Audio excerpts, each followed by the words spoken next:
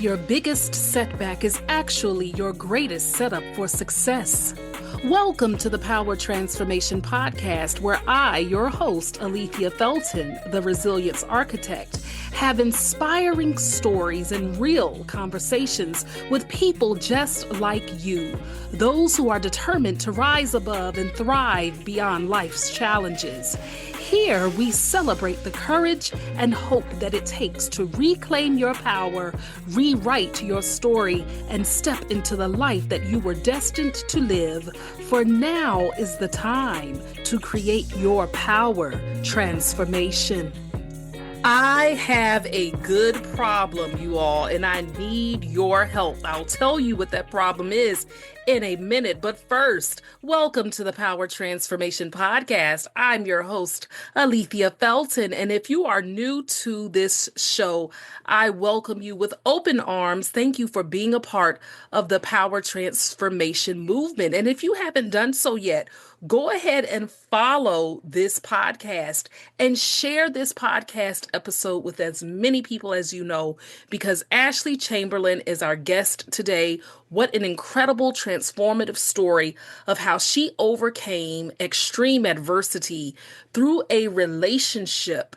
And she ended up creating her own company, escaping from that difficult period of her life. And now she is thriving in so many ways. And she has more to share. But I want to dive into her interview very soon so that you can learn more about her. And also, thank you to those who have been with me since the beginning or in the earlier days of the inception of this podcast, or those who came along the way. Thank you for being supportive of me. And this is the good problem that I'm having. I am considering launching 2 episodes a week.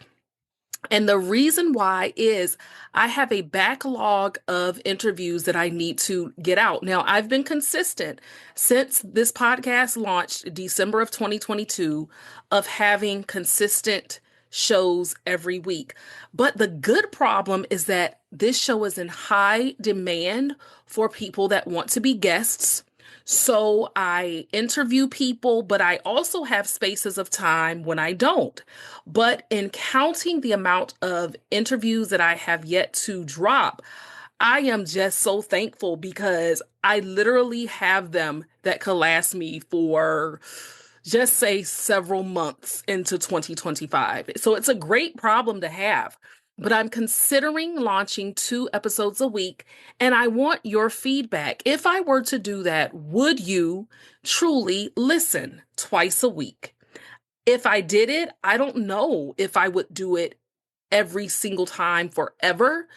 I'm just not certain yet, because keep in mind, I am still a one-person show, a one-man show when it comes to the podcast. Now, that time will change, because as my business continues to grow and thrive, as I do more speaking engagements, etc., that is going to shift and change. But I just want your feedback on it. So if that is something that you would be interested in, me dropping 2 episodes a week, email me. Let me know. coach@aletheafelton.com. Again, coach@aletheafelton.com. Please let me know. I'm serious about that. Tell me if that's something that you would be interested in. We're going to dive into this interview. I'm going to say the affirmation once. We always start this show with a positive affirmation so that we can speak things into existence, speak those things as if they are. And I am just so grateful for everything that's happening in my life and also for you all as well. Maybe 2025 has already been a challenge for you. And if so, I'm telling you, hold on, keep going, moving forward. And this affirmation is sure to uplift you. Say it confidently. I'll say it once and you repeat it. I rise above obstacles and thrive beyond adversity. I am so excited to have Ashley Chamberlain here on the Power Transformation Podcast. And look, we are already giggly because the part you all did not see is I rarely have to do any edits to my podcast interviews. And we had just started it. And then I looked and I saw that my podcast mic was out. So I had to stop it. And so you're seeing the take two that I'm going to keep. And we have just been laughing it up, and giggling. But Ashley, welcome to the Power Transformation Podcast. Thank you for having me. And I am thrilled to be here for take two, take one, take 100, whatever it takes. Girl, thank you. Oh my goodness. And y'all, I told her, I said, that has never happened. But anyway, I'm glad it was really right at that intro. But Ashley, you have such an incredible story. I read a great portion of your bio or just talked about it prior to this interview, but now we get to hear about you. You are a phenomenal mother, entrepreneur, survivor of so much and so much more. And so we want to dive into this, but I always like to start with a lighthearted icebreaker question. And so, Ashley, this is the question for you. When you were growing up, which celebrity, excuse me, did you either idolize or want to meet? Oh, um, I love this question because it changed just with seasons and age. Uh-huh. Um, I think as a teenager, and it's the one that sticks out the most because it lasted a long time. Mm. I idolized musicians. And so you have to think during that time, musicians were still mysterious. Yeah. We didn't really know what they were doing all the time. Like we know now the ins and outs of everyone's life because of the internet, because of social media. Mhm. But as a teenager, especially as a very black and white, what I felt like non-creative person, I idolized just a few, but just to name one, I really wanted to meet Adele. I still do. Oh, I still do. wow. I just felt she was so poetic. She always seemed graceful. She would go on stage without her shoes on. And as a person that is, I would say, type A, Mhm. the idea of being in public without shoes on terrified me. But I loved that. I thought, man, if I could meet her and just have a little bit of her confidence and energy, Mhm. it really drew me in. I could just feel all of the, flowy things she feels. So, and I still do.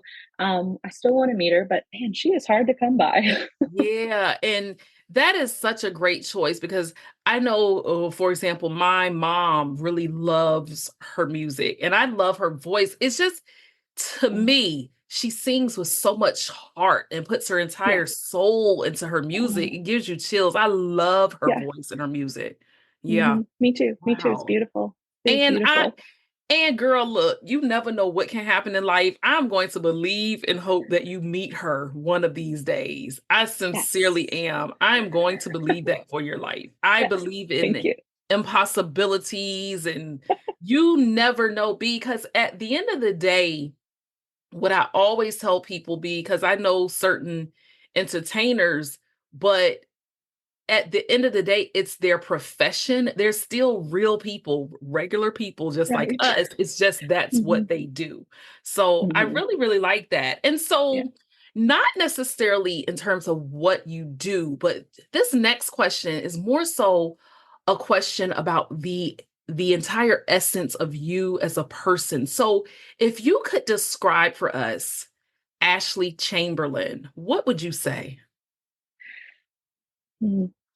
I think that by nature and by trade, I'm a giver.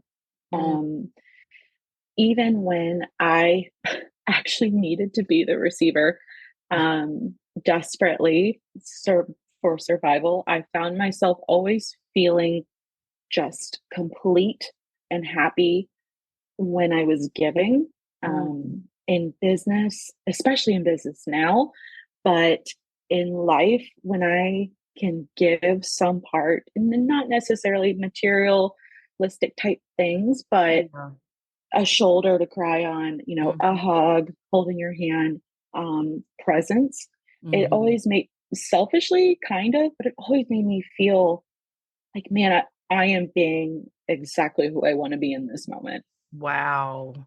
I like that response. I really do. And you said a key part about you were a giver when sometimes you probably should have been more of the receiver. And I find Mhm. that people that I've encountered, including myself, especially in the past, people who are big givers do often seem to give so much of ourselves that we run on empty until we learn. Well, I had to learn that that was not serving me well.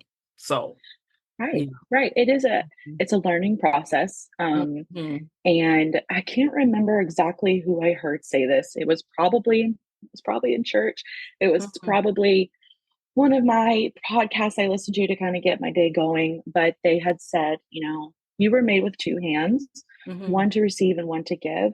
And I really resonated with that because the giving to me, it came really easily. Like I want to keep helping and I want to keep giving, but I had to remind myself, you have two hands. So you also need to receive sometimes too. That's So right. it's a journey. It is a learning process, but I just feel wholesome when I'm giving. Yes, and that is the truth. It's just that for me, it's had to be that kind of balance to make sure that somebody is refilling my cup because you, Ashley, certainly are filling people's cups in the work that you do. And before we talk more about that, let's talk about this road because you do so much work centered in finance, entrepreneurship, things of that nature. But let's go back to some of your early origins.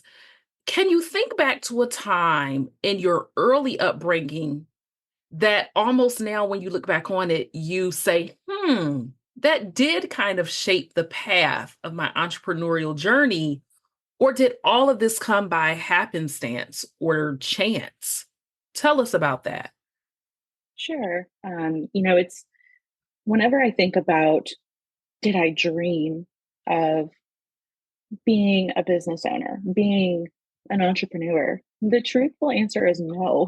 Mm. I grew up, both my parents were what I would call W-2 employees, Uh-huh. very paycheck to paycheck. Money was tight.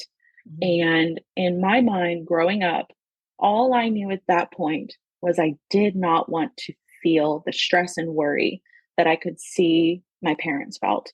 And I didn't really know what that meant, but the way that it ended up shaping is I have to make sure that I'm doing something I can stand Mhm. every day to support my family. And I didn't really, at that time, think about, what do I love doing?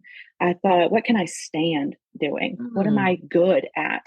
And throughout schooling, I was good at processes. I realized I was good at organizing and I was good at math. Yeah. And so I thought, what am I going to do with this? But I have to make a good paycheck. I have to Mhm. make money. Money was more of a survival. How am I going to survive? And I saw my dad, he worked in a factory growing up. He started at, I would say, the most entry level you could be. He Mhm. started on the line.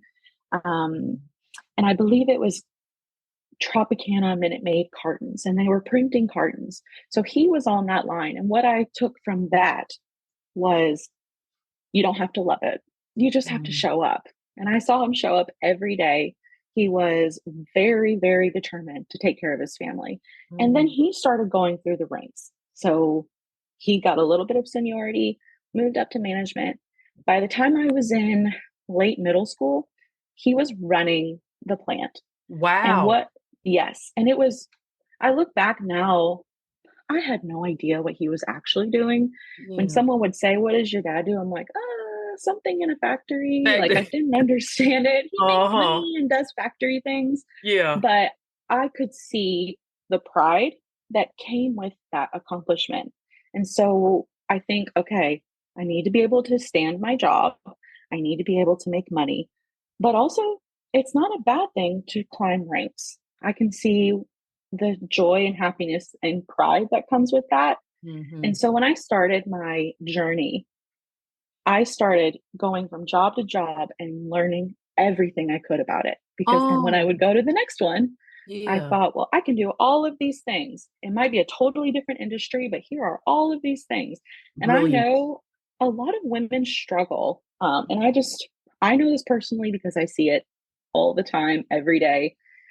Women, when they go to apply for a job, will not apply unless they feel 100% qualified.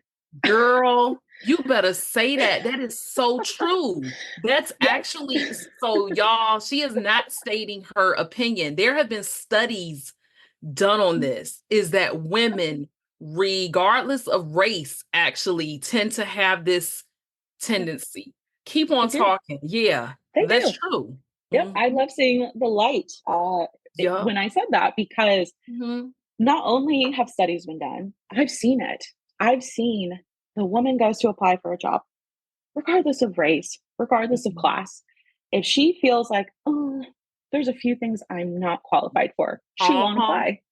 And I've seen men when they go to apply for a job, if Mhm. they have like 25% of the qualifications, they're like, oh, I could Yeah. do that. Yeah, And it's wild. and to quickly piggyback, you all, so it's so wild you would say this because one of my prior coaches whose focus is on career, he brought that to Mm, light, and that specifically in terms of the male demographics, and I'm not trying to mhm. make this a race thing, but like white men, studies show Yes. if they only have one or two of the checkoffs, they will still Yeah. apply confidently. Confident. And yup, wow. Yeah. When I saw that, I started seeing that as I was finishing my first degree and I was Mhm, thinking, what am I going to do with this? I had a degree in accounting. I got the degree in business. I went mm, on to get my bachelor's. I was thinking, what is it that they have as far internally, not mhm, qualifications? I knew I had the qualifications mhm, as far as degrees, but I really started focusing on what do they have internally that I can mimic. And I took that and I applied because I saw, okay, it's a confidence thing. It really is. They feel like, well, they'd be lucky to have me. And if they don't, I'll go find something else. Versus a woman, it's very personal. right. Well, they would be doing me a favor by hiring me if I don't fit all of the qualifications. So I tried to just get out of my head about it. I applied for this job as an accountant for a transportation company. It was my first actual accounting job. It was in my early 20s. I finished school. I kind of felt like I was on cloud nine because I finished school, number one. I was like, oh, well, You you thought you were finished. doing something. Yeah. I can do anything. I'm pretty much Beyonce now. And yeah, it's wild thinking back how, even fake confidence can go a long way. Mhm, And applied for this job, got the first accounting job. And this man that I was working for greatly shaped the rest of my life. mm. He was, side note, he's my father in law now. Oh, wow, look at that. Yeah. That's amazing. Yeah. Wow. At the Uh-huh. time, Life I comes full saw, circle, doesn't it? yeah, I Wow. didn't expect that. But at Yeah. the time, I saw the kind of boss he was, the kind of swag he had, the way he walked around, the way he made people feel. My Mhm, people pleasing, giving self, really admired it. And that changed the course of everything. And I remember sitting in that interview scared to death. I mean, mhm. I'm pretty sure my mustache was probably sweating. I was like dabbing the mustache. And he said the words, I think you're overqualified. And I'll Mm, never forget that conversation. We talk about it all the time now. I'd never been told I was overqualified. And here I walked into this room thinking, oh, I'll be lucky if I get this. mhm. For you to be told you're overqualified, it's a weird I've been told mindset that. thing. Yeah, Yeah. yeah. It's like, wait, what? I'm too Mhm. good. It's Exactly. hard to get through that because you don't really know how to take it. Someone says you're underqualified, you think, oh, well, I have something to work towards now. So I can do that. Overqualified, it's like, wait, should I take a step back? Mhm. He changed everything for me. He taught me how to be a good boss. He taught me really how to manage employees. He was a big part of that. Eventually, I met his son and things, went that way. But he still to this day is one of my biggest mentors. I go to him before I go to anyone else to ask him a question. But when it comes to who shaped you, I would say the men in my life shaped me more than the women, which I would not Mm, expect, especially for what I do today with women empowerment. of It's course. the men that showed me what I could be because they were Wow. already doing it. So, Exactly. yeah, Yeah, so let me pause you here because that was actually, I'm glad you really gave us all of that background because it shapes some of the context of how when it comes to just your career life that would eventually become entrepreneurship, you really didn't seek after it, it came to you. And I think yeah, that's really, really powerful and influential. And so let's kind of take this journey to a part of your life that was not ever so pleasant.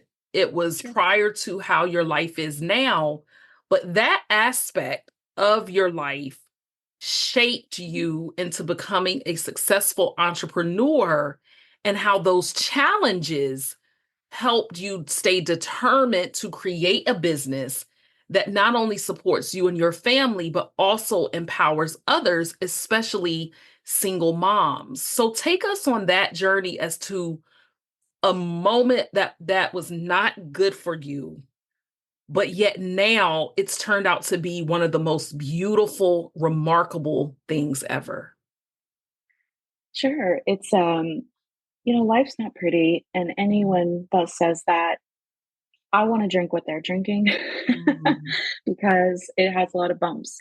For me, high school was a tough set of years for me. I Mhm. never felt like I fit inside a box, and I that alone. Today, it's cool to be weird and different, and Yeah. everyone wants to know what makes you different. If you don't Mhm. have anything, it's weird. But when I was in high school, there it was, and maybe it still is. There were boxes, and I didn't fit in that. I was the marching band girl who was really good at Mhm. math, but also liked going to football games casually. I was really angsty. Um, my parents had gone through a divorce, and I was dealing with feelings about with that. It was a very emotional time, and I happened to meet a person Mhm. who put we both went through some really hard things, and he shaped my resilience more Mhm. than anyone. I have the dads in my life that have taught me confidence, that have taught me, business skills. But there is one particular man that put me through really unfortunate things that shaped my resilience. So Mhm. in high school, it's a vulnerable feeling to not know who you are in the world. And especially with all the hormones, Yeah, exactly. all of societal pressures, Mhm. um, I took a road that to this day I do not regret. Mhm. I say that to every single person that asks, would you do it differently? Absolutely not. Mhm. I would do it all over again, and I would do it the exact same way because I wouldn't be who I am without it. And I went down this road, met the guy, the bad boy, if you Mhm. will. The boy you read about in the books, but in reality, you're like, this is not a good idea. Mhm. But, especially because my parents didn't like him, I thought, woo, you add that factor in there? Well, come Mhm. on, let's go. And went down that road with the guy, took me off track with school, took me off track with goals, because at that point, my options were taken away. Um, it was a very traditional, in his mind, relationship where I was staying home and we had a child together. And within the first 2 years, I've been isolated from my family, isolated from the finances, Mhm. isolated from any friends. We lived very far out in the country. I was very much alone. Wow. And within 2 years, um, it was just kind of a looking in the mirror situation. I attempted to leave. I think it ended up being about 4 times where I Mhm. would leave and then I would come back, and I realized I couldn't do it on my own. He has all the money. And eventually, I say the stars aligned. Eventually, my mom aligned And Oh. she ended up moving into an area close by. She ended up renting an apartment and said, there is a room. You and your little one can go to this room or not. So in the middle of the night, little one and I packed up our Honda Element and we ran. Mhm. And I didn't look back. Wow. And eventually got my own place, went back to school to get my bachelor's.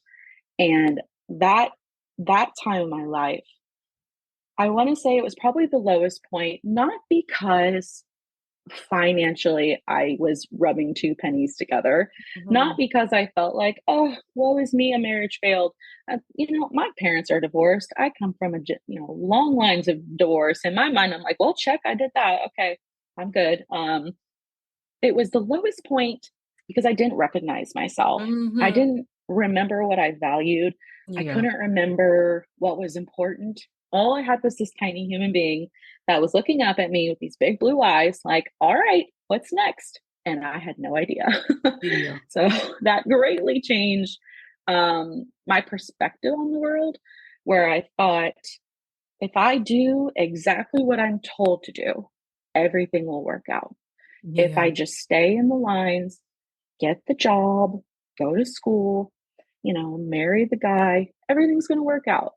And it was that moment, I was a single mom for years after that, that I realized there is no map, there is no Mhm. guide, there is no checklist, that everyone is different and everyone has to experience different things. And Yeah. because of that time, the resilience, picking yourself up, um, I think it helped that I had a child, because I thought, well, I just can't give up. Like, that's Mhm. not an option.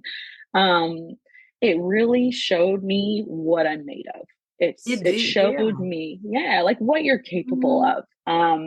And having to keep going every single day. If you're by yourself, sometimes I'm not going to say it's easier, because it's still hard. It's a different kind of hard. Being alone, you feel like you have more options to sit still, but when you have a child looking up at you like, what are we doing? What's for dinner? That's right. You have to keep going. And Mhm. there were days I felt like a zombie, but there Yeah. were more days that I felt like I am finally finding my sense of purpose. Yeah. And that determination that I grew organically from hard times led me to this almost crazy amount of ambition, because I wanted my little one to see, you don't have to follow any kind of checklist. You can do whatever you want. And so I started from the bottom, as my dad did. Mhm. As I was a salon receptionist, I was an office manager. I worked my way through an accounting department, every You position did whatever you had to possible. do. Yeah. I Yeah. did. I did. And it was so ambitious, that I got to a point, it was before I turned 30, because I'm not stopping until I get to the top. I had Mhm. no idea what the top was. It was Hmm. just the top, whatever that means. Hold on just a second. Let me pause you here. You didn't know what the top was. You just knew Mhm, that's such so powerful. And let me mhm, just backtrack here briefly because while I've never been in a domestic violence situation, over the years, I've heard, well, first of all, I know people who have and escaped. mhm, And I've heard people have their perspectives on things. And one of the things I always hear is a person saying, why won't she just leave? And there was an actress, her name was the late Della Reese. She was in Touched by an Angel and all of that stuff back in the day. And while she's passed, she did an interview, and years ago, I mean, years and years ago, when she was young, her first husband was abusive. And one of the things she said is, and it struck me so powerfully, she said, whenever people say, why don't you leave? She said, I said, to where? She said, if you don't have money, if you don't have this, if you're cut off from this. And she went through basically the same list as you yep, to say yep, it's easy to say leave, and you might try to leave, but then you end up right back where you are because Right. most women do not have a place to go at first. And it takes Right. time to really plan a strategic escape where you won't be found, you won't be lured back. And so I just Mhm. want to pause here because while your life is happy now, you've got the right person for you, you got a beautiful family. I know that that part still lives and it can be very emotional and very traumatic. Right. And I want to just thank you for choosing you and your son and to say, you know what, this doesn't have to be the rest of my life. And so now Mhm. we're at this ambition part. And I want you to acknowledge that courage and that fire in you. So now you're at this ambition part. Take us now throughout that realm where you moved up the ranks here, but explain to us how the experience of overcoming your personal adversity shaped your vision for Chamberlain and Good Company, and how does that actually influence your approach to empowering others to regain their financial independence? Oh, just got chill bumps hearing that. It's I think that a lot of people react to I don't think I know, a lot of people react to trauma differently. Mhm. And whether it's emotional, physical, you know, it's trauma. Yeah. And your chemistry in your brain reacts differently. And I would be lying if I said I didn't have days that I just sat on the couch. I think the kids call it rotting days, but they were rotting days for me because I was just in the depths of my soul figuring it out. Wow. And my reaction to the trauma was, I'll never be in that place again. That was my going Mm. thought. That was my affirmation. I am beautiful. I am smart. I will never be in that place again. Mm. And that was what really pushed me so hard sometimes to say, this was good, but it could get better. Let's go. Mm. And I I have so many I've talked to so many women that have gone through any kind of domestic violence, and I think I love being able to give back now because I've personally been through the system. And Mm. while I do think there were some, advantages I had as far as I had I had 1 degree. Mhm. That's an advantage in itself.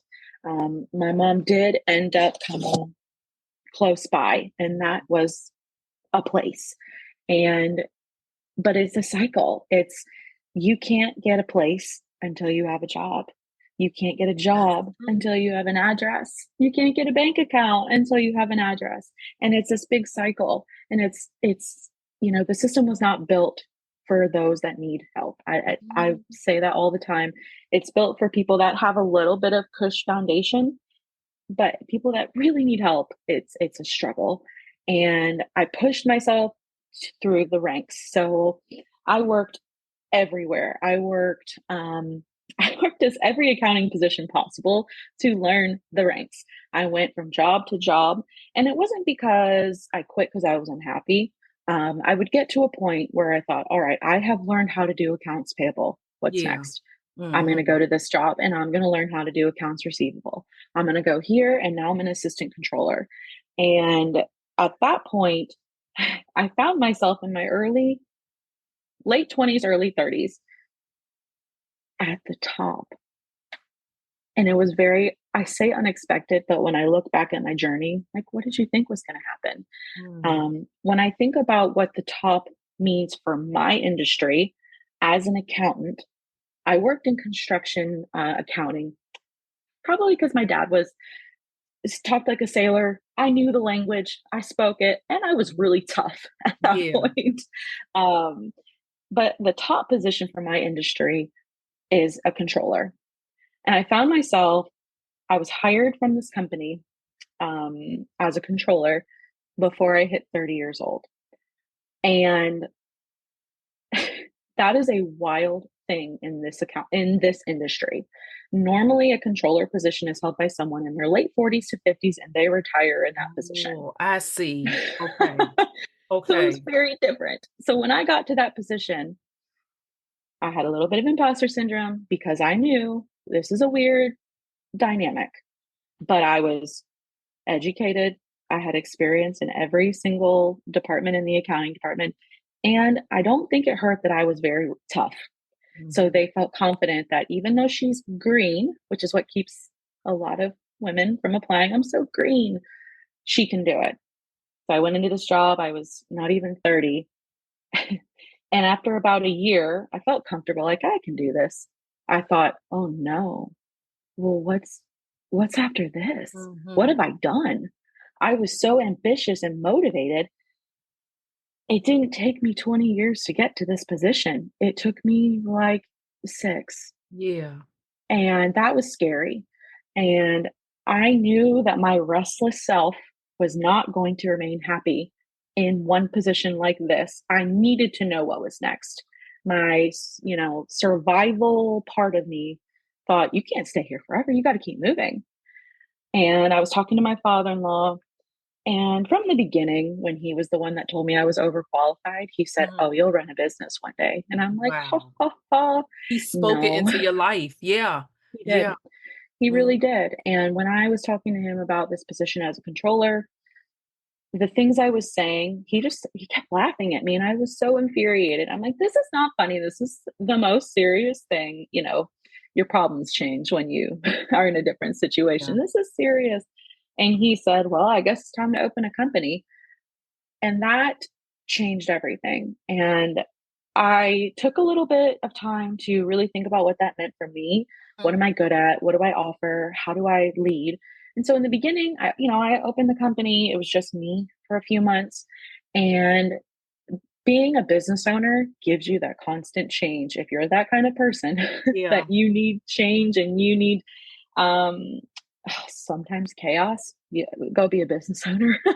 And so, in terms of Chamberlain and Good Company, explain to us exactly how you came up with that name, but also what do you do? What's your mission there? Mhm. Sure. So when I took the plunge, started the company, and it was just me, Yeah. um, I kept thinking, what do I want to do for the world? I was Okay. thinking big picture. Who am Uh-huh. I to the world? What am I giving back? At this point, when I started the company, I will say I was routinely spending time at our Women and Children's Center because in my healing journey, I had almost like my 10th step or something. I was ready to give back. I had healed, I had gone to some therapy. I spent a lot of time with Project Safe, a lot of group Mhm. discussions. I was at the point that I was ready to give back. And so when I started my company, I was routinely spending time in the shelters, helping however I could. Sometimes I was putting binders together, sometimes I was making beds. It was whatever was really needed. Um, so when I started, I had heard people say, "Oh, you're in good company. You're fine." Like it was like a Oh, safe feeling. wow. Um, I wanted I wanted to provide a safe place for women, Mhm. for business owners, and I wanted people to feel that as soon as they saw my name. And so I had to do Chamberlain, not only because it's my last name, but because my father-in-law made such a big impact. So, Chamberlain, and you're in good company. You're safe. Talking about your finances is so intimate and so personal. I Mhm. wanted people to feel from the beginning you are in a safe space. There is no judgment. There is no situation when people That's say, you've right. probably never seen this. I'm like, I probably have. You're special, but not that special. And wanted that feeling for clients. But for what I do, so I'm an accountant by trade now. I file taxes, we do bookkeeping, we do accounting, the whole nine. For small to medium sized businesses, solopreneurs, we're helping you if you're making income and you need help. But when it came to hiring, that was where I feel like my mission truly started blossoming. Mhm. And it was kind of unintentional in the beginning. I wanted to make my clients feel safe. But when I started getting busy and thought, oh no, I gotta like ask for help, whew, which hurt my soul. And that was Mhm. hard. But I got to ask for help. The first employee that I brought on, she's now my my best friend, but she she was what shaped the employees that I wanted to hire. Okay. She was exactly it because she's a mom, and at the time she was pregnant, and she kept saying how this company gives her purpose. She Oh. doesn't have to choose how she wants to be a mom. And I never thought about that. I always had to make those choices. As a controller, I was working 60, 70, 80 hours a week. I'm sure. I couldn't be the parent to go pick up the kids. I couldn't go to the parties, the Christmas parties, the Valentine's Day parties. I missed so much. And when I hired Whitney, I said, I don't want you to choose. I want you to do it how you want to do it. Some people like to send their kids to daycare. Some people want to keep them home, Mhm. but you get that choice That's right. because that's your life and you need to do what's right for you. And I have stuck with that with every employee I've hired since then. They are all moms. At one point, they were all pregnant at the same time. That was a little stressful. That is something else. Oh my gosh. They all That's had babies, they're all crazy. good now, but Wow. that was stressful. Wow. Yeah, so they get to choose, like, are you showing up, at night? Are you showing up during the day? And we're very open with our clients, like, "This is what we do, and this is why, and we're not changing that because it doesn't fit your schedule, you have to fit our Yeah. schedule." So it's been really And great. I like how you remain so focused on the mission. And I will share just to toot your horn, and it's probably higher stats now, but you all, Ashley has had over 3,000 hours spent helping single mothers regain financial stability. She, of course, is active in her community. She is dead set focused on helping them regain their financial futures. And through that, when your finances are starting to shape up and be in order, that translates directly to more confidence. Also, Ashley did state that how when she was in that, unpleasant relationship, she had one son, but now she has two. And so she is balancing life as a mother, a wife, an entrepreneur, a community advocate, so to speak. And so, Ashley, as we come to a close, girl, I could talk to you all day because both of us are Southerners and we're talkers. I Yeah. could talk to you all day, girl. But in thinking about the work you've done, Ashley, tell us what has been the most rewarding aspect of this for you? Oh, I I will say I'm incredibly, incredibly grateful and blessed. I feel it every day when I wake up, and it's hard to narrow it down because I have a lot going on. Yeah, you're right. I have a lot of different moving parts, and the most rewarding are the things I'm not getting paid for. The Yeah, most rewarding are showing up to the shelter and teaching that financial literacy class and seeing light bulbs go off in grown women's eyes when I teach them how to open a bank account. And mhm, that feeling is just untouched. It's something they take with them forever because I remember the feeling, where do I start? And I feel dumb that I don't know how to start. mm, And the feeling of giving them that information for free. They don't have to pay me for a mentorship. mhm, They don't have to pay me for my mini course that'll lead them to this sales funnel and all these landing pages. Like, nope, it's just me and you. And we're going to talk about how to get you back on your feet and what that means. Uh, that just, it really, I can't explain it.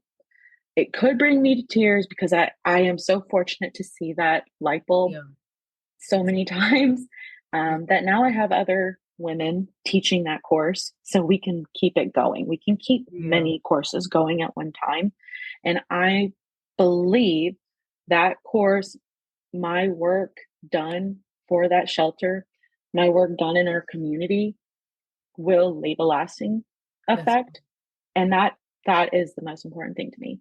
It's wow. not about the money. You need money to survive. Of And that course. working on your money mindset is a whole different thing. You need it to survive. But at the end of the day, you need people to survive.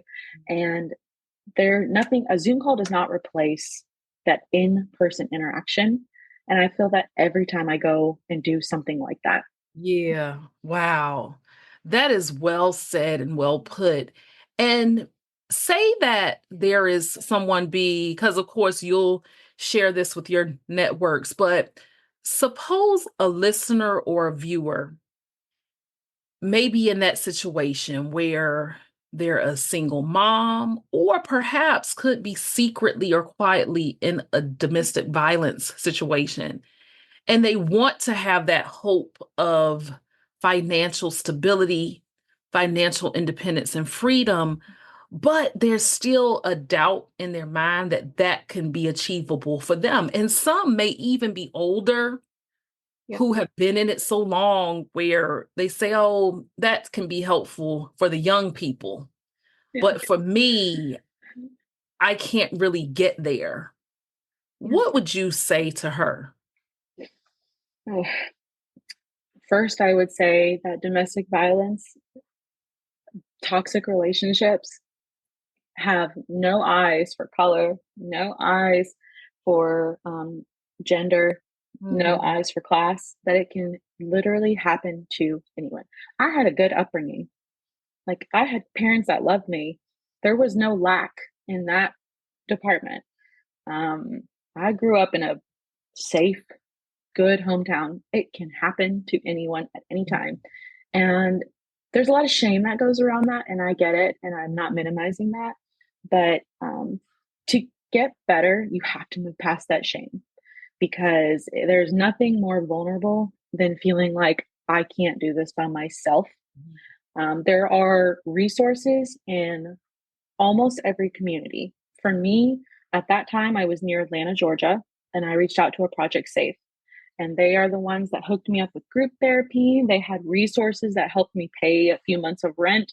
They gave me an address to establish a residency so I could get an apartment. Um, there is help out there. Mhm. And anyone that doesn't know where to start, I am so honored if anyone would want to reach out to me and I'll help you. But it takes getting over your shame, getting through it. I won't say getting over it because shame Yeah. has a funny way of sticking around, Yeah. but getting through it and asking for help, it can be anonymously. I understand the safety and security that's needed for things like this. I tried multiple times to leave, and every time I got caught, it was worse when I went Mhm. back. So I get it. Um, it is never too late to change your situation. Yeah. Does not matter how old you are, does not matter where you live. It is never too late to change your situation. But first, you have to work on changing yourself before your environment can change. Mhm. And that's hard. That's easier said than done. And I know that. But there are resources that you have to look for. They're not going to come to you. They're Mhm. really not. And the only time that I would say something comes to you is when cops are called. Then something's coming to you, but not in a way you would want it. And reach out. It doesn't have to be family. Sometimes family is not the best option. Yeah. Sometimes family is not the one. Reach out to a trusted person and find a way to get through your shame and to find that next step for you. It Wow. is, I see all different age ranges. I really do. It Mm. is not, 18 to 25. That is not it. And a statistic shows it takes an average of 7 times for a domestic violence survivor to leave and to stay gone. 7 times. Whoa. That's And just the that and average. and that could take years. That Yeah. could take years. Yeah. Yeah. That takes planning. It does take planning. We could strategize and find a way out, but you got to work on your inner thinking and how Mhm. am I going to put my shame aside and stop blaming myself because that's easy to do and find some help. And it is out there. It really is. Thank you for that. And so if a person wants to connect with you for your accounting services or even just to learn more about you, share with us how they can go about doing that. Sure. So I have a rock star team that put together many systems and processes that they were really good at. Mhm. And the first start would be going to our website. It's www.chamberlainandgoodcompany.com. There's some information on there about things that we do. There's also a contact us form, and that goes to my assistant, who is chef's kiss, so good at her job. And she kind of lets me know what to do with it. So I am answering the emails. We are on Facebook, we're on Instagram. I'm not cool enough to be on another platform, but that's where my line is drawn. Facebook and Instagram is where we show up. Send us a DM. We haven't blocked any kind of privacy stuff. We're not big enough to say, I still answer them all myself. So happy to chat and kind of see where you're at in business. Sometimes it doesn't make sense to work with us yet, but we will for sure guide you in a direction that makes sense for where you are. And in terms of Instagram, is it your first and your last name, or is it your company's name? And Yeah. either way, I'll put links and things Okay. like that. Mm-hmm. Yeah. Our Instagram is Chamberlain Good Co. is what it Okay. is. I have a very long name, Chamberlain and Good Company. So sometimes we have to get creative. Exactly. That's fine. And I will post all of those and also on the audio podcast platforms, but also by the time this is released, it'll also be on YouTube. I'll also include an added link with some type of domestic violence hotline or something like that so that people can connect with that. And just to kind of wrap up, in terms of a closing question for you, Ashley, in thinking about how, yes, you love the work that you do, that's important to you, but your sons are your everything. So my question for you as this comes to a close is, what do you want your legacy to be for your sons? Oh man, if my preteen heard you ask that question, he would roll his eyes because I talk about legacy all the time. Really? Oh my gosh. Yes. And this I is am unscripted. Wow. It's I funny. am constantly Oh my gosh. That is so funny. unscripted. No, Wow. Yeah. he would be like, bro. Exactly.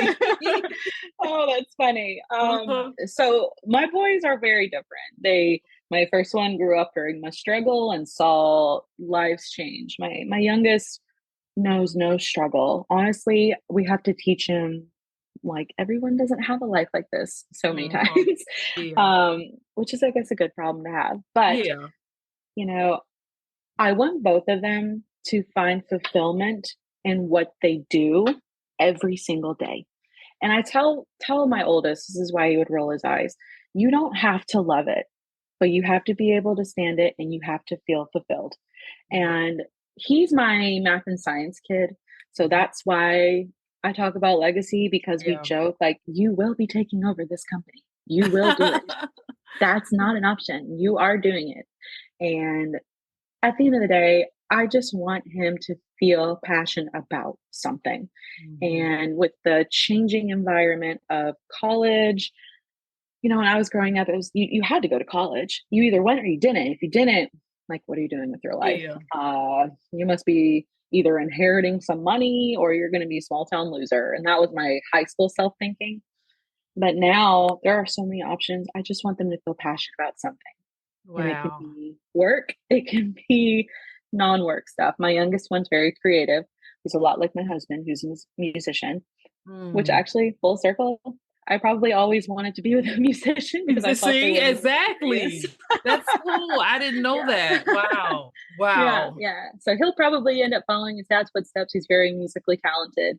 And he finds passion every single time he opens his mouth. He's just that kind of kid, a passionate kid. So I just find passion wherever you can.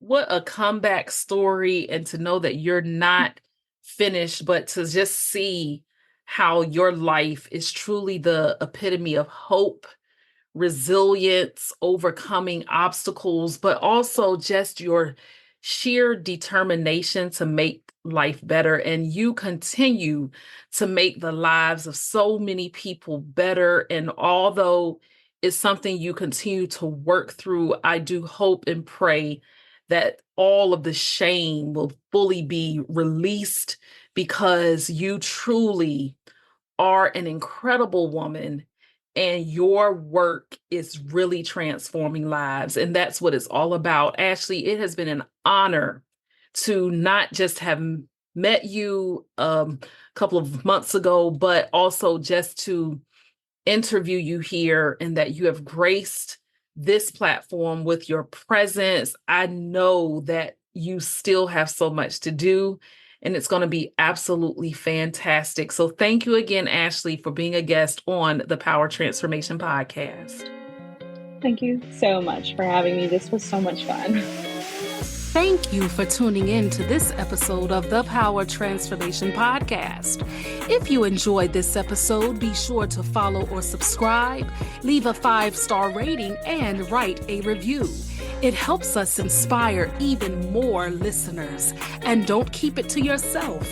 Share it with someone who could use a little power in their transformation. Until next time, keep bouncing back, keep rising, and be good to yourself and to others.